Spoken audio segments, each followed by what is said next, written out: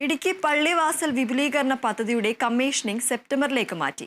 ഈ മാസം 17-ന് പദ്ധതിയുടെ ഉദ്ഘാടനം നടത്താനായിരുന്നു നേരത്തെ തീരുമാനിച്ചിരുന്നത്. എന്നാൽ ട്രാഷ് റാക്ക് ഗേറ്റിൽ അടഞ്ഞുകൂടുന്ന മാലിന്യം സംബന്ധിച്ച പ്രശ്നം ഇനിയും പൂർണ്ണതോതിൽ പരിഹരിക്കപ്പെട്ടിട്ടില്ല. ഈ പ്രശ്നത്തിന് കൂടി ശാശ്വത പരിഹാരമായതിനു ശേഷം പദ്ധതിയുടെ ഔദ്യോഗിക കമ്മീഷനിംഗ് നടത്താനാണ് വൈദ്യുതി വകുപ്പിന്റെ തീരുമാനം. 60 മെഗാവാട്ട് ശേഷിയുള്ള പള്ളിവാസൽ വിപുലീകരണ പദ്ധതിയുടെ പൂർത്തീകരണം അവസാന ഘട്ടത്തിലാണെന്നും സെപ്റ്റംബറിൽ കമ്മീഷനിംഗ് നടത്താമെന്നാണ് KCB അധികൃതർ അറിയിച്ചിട്ടുള്ളത്. നിലയത്തിൽ പരീക്ഷണാടിസ്ഥാനത്തിലുള്ള ഉൽപാദനം നടന്നുവരികയാണ്. പദ്ധതിയിൽ നിന്ന് നിലവിൽ 100 ദശലക്ഷം യൂണിറ്റിലേറെ വൈദ്യുതി ഇതിനകം ഗ്രിഡിലേക്ക് നൽകിക്കഴിഞ്ഞു.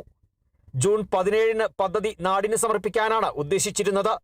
എന്നാൽ മൂന്നാറിലും പരിസര പ്രദേശങ്ങളിൽ നിന്നും നദിയിലൂടെ ഒഴുകിയെത്തുന്ന പ്ലാസ്റ്റിക് മാലിന്യം, ഹോട്ടൽ വേസ്റ്റ് മുതലായവ ഈ പദ്ധതിയിലൂടെ ഇൻടേക്ക് ഭാഗത്തുള്ള ട്രാഷ് റാക്ക് ഗേറ്റിന്റെ അഴികളിൽ അടിഞ്ഞുകൂടിയിരിക്കുകയാണ്. വെള്ളത്തിന്റെ ഒഴുക്ക് തടസ്സപ്പെടുത്തുന്നത് മൂലം പൂർണ്ണതോതിലുള്ള ഉൽപാദനത്തിൽ ചില സമയങ്ങളിൽ കുറവ് വരുന്ന സ്ഥിതിയുണ്ട്. പള്ളിവാസൽ ജലവൈദ്യുത പദ്ധതിയുടെ ഇൻടേക്ക് ചാനൽ പള്ളിവാസൽ വിപുലീകരണ പദ്ധതിയുടെ ഇൻടേക്ക് പൂളുമായി കണക്ട് ചെയ്തുകൊണ്ട് ഈ പ്രശ്നത്തിന് ശാശ്വത പരിഹാരം കണ്ടെത്തും. ഇതിന്റെ പ്രാഥമിക നടപടികൾ തുടങ്ങിക്കഴിഞ്ഞു.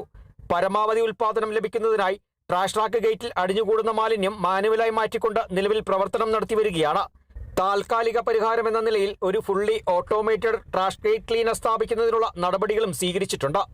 മാലിന്യം അരിച്ചുമാറ്റാനുള്ള കോമ്പിന്റെ ഫാബ്രിക്കേഷൻ നടപടികൾ പുരോഗമിക്കുകയാണ്. പുഴയിൽ നീരൊഴുക്ക് കുറയുന്നതിനനുസരിച്ച് ഉൽപാദനം നിർത്തിവെച്ച് ഈ ജോലികൾ പൂർത്തിയാക്കും. കോമ്പിന്റെ പൂർണ്ണതോതിലുള്ള നിർമ്മാണവും സ്ഥാപനവും കഴിഞ്ഞതിനു ശേഷം പ്രവർത്തനം പരിശോധിച്ച് നിലയത്തിൽ നിന്നും പൂർണ്ണതോതിലുള്ള ഉൽപാദനം ഉറപ്പുവരുത്തിയ ശേഷം സെപ്റ്റംബർ മാസത്തോടുകൂടി പദ്ധതിയുടെ ഔദ്യോഗിക കമ്മീഷനിംഗ് നടത്താനാണ് തീരുമാനിച്ചിരിക്കുന്നത്. Kerala vision news, Idukki.